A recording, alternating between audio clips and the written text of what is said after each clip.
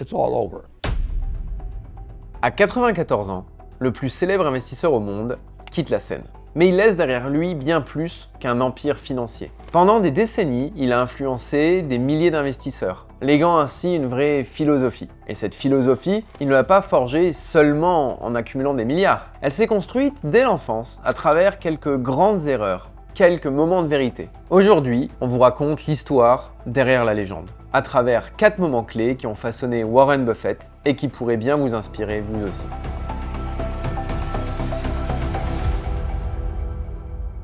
Warren Buffett naît en 1930 à Omaha, dans le Nebraska. Et dès son enfance, il développe une véritable obsession. Comprendre comment l'argent fonctionne. Pas pour s'enrichir, mais pour jouer avec les règles du jeu. Par exemple, à 6 ans, il revend des paquets de chewing-gum en faisant du porte-à-porte. Puis, à 13 ans, il distribue des journaux et déclare ses premiers revenus au fisc en pensant bien à déduire sa bicyclette comme frais professionnels. Plus tard, à 15 ans, il achètera ses premières terres agricoles pour les louer. Mais dès l'adolescence, Warren Buffett a compris une chose. Ce n'est pas le travail qui rend riche, c'est le temps. Et c'est en suivant cette logique qu'il réalise à seulement 11 ans son tout premier investissement en bourse. Une première expérience qui va le marquer durablement.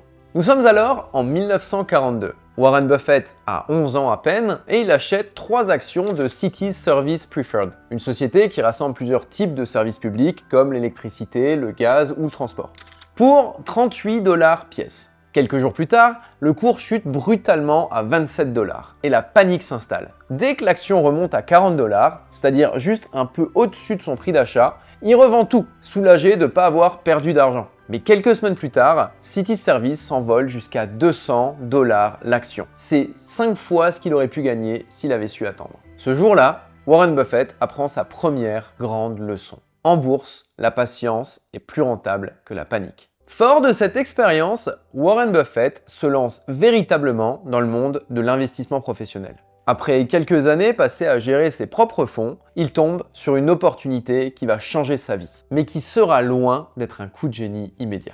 Quelques années plus tard, Warren Buffett est à la tête de plusieurs fonds d'investissement privés. Et c'est à cette époque qu'il croise la route de Berkshire Hathaway. À l'origine, c'est une simple entreprise textile, en déclin. Buffett commence par acheter quelques actions, avec une idée bien précise en tête, les revendre à bon prix après une opération de rachat. Mais un jour, lors d'une négociation, la direction de Berkshire tente de le rouler. Du coup, blessé dans son orgueil, Buffett décide de ne pas vendre. Pire encore, il rachète progressivement suffisamment d'actions pour prendre le contrôle total de l'entreprise. Pas par stratégie, non, il le fait par fierté. Le problème, c'est que Berkshire Hathaway est un poids mort. Le textile est en déclin, les usines sont vétustes et l'avenir du secteur, il est bouché. Du coup, Buffett aurait pu sévèrement s'enliser. Mais c'est à ce moment précis que Charlie Munger, son futur bras droit, entre en scène.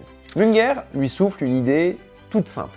Arrête d'acheter des entreprises médiocres, juste parce qu'elles sont bon marché. À la place, investis dans des entreprises excellentes, même si elles sont plus chères. Warren Buffett écoute.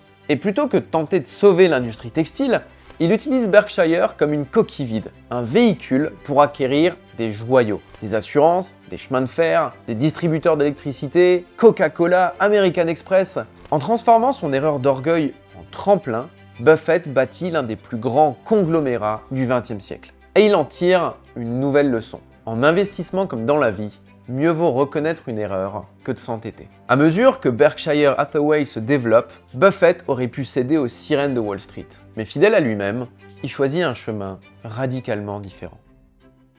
Warren Buffett aurait pu devenir une star de Wall Street. Il aurait pu déménager à New York, fréquenter les dîners mondains, multiplier les apparitions médiatiques, mais il n'en a jamais eu envie. Buffett est resté toute sa vie à Omaha. Il vit dans la même maison qu'il a achetée en 1958 pour 31 500 $. Il conduit lui-même sa voiture, il passe ses matinées à lire et ses déjeuners au McDonald's du coin. D'ailleurs, pour l'anecdote, Warren Buffett possède une carte très spéciale. C'est la McDonald's McGold. Cette carte, elle lui permet tout simplement de manger gratuitement et à vie au McDonald's. Mais même avec ce privilège, il ne commande jamais plus que son menu habituel. Le prestige ne l'intéresse pas et il ignore le luxe. Il préfère rester fidèle à ses habitudes, simples et immuables. Cette simplicité, ce n'était pas une stratégie calculée.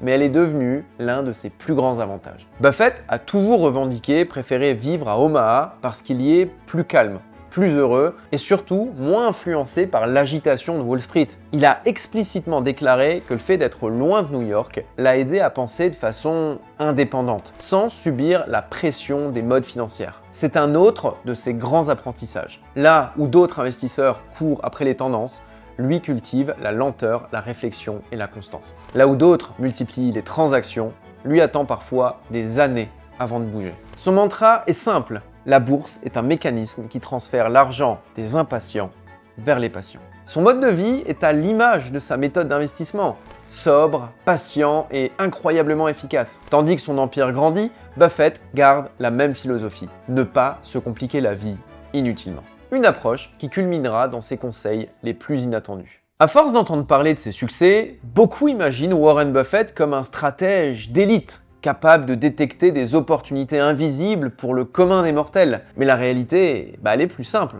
Buffett lui-même n'a cessé de le répéter. Il n'a aucun talent caché. Ce qui fait la différence, c'est une méthode appliquée avec une discipline inébranlable. Et cette méthode, au fond, tient en quelques principes élémentaires. Acheter des entreprises solides, les conserver longtemps et ne pas essayer de prévoir l'imprévisible. Et surtout, se forcer à éviter les erreurs grossières plutôt que de chercher les coups de génie. Warren Buffett aime rappeler qu'il recommande aux particuliers de ne même pas tenter de l'imiter. Par exemple, il a donné à sa femme une consigne très simple pour l'après: mettre 90% de son héritage dans un simple ETF répliquant le S&P 500 et ne plus jamais y toucher. On fera une vidéo explicative dédiée, mais en attendant, un ETF, c'est tout simplement un panier d'actions. C'est diversifié, peu coûteux et beaucoup plus simple que d'investir dans un portefeuille d'actions. Donc, conseil très étonnant venant d'un homme comme Warren Buffett. À ceux qui l'admirent, il répète inlassablement que la discipline bat l'intelligence, que le temps est l'arme la plus puissante des investisseurs et que la clé du succès est souvent de savoir ne rien faire. Son approche, fondamentalement, elle repose sur une vérité contre-intuitive.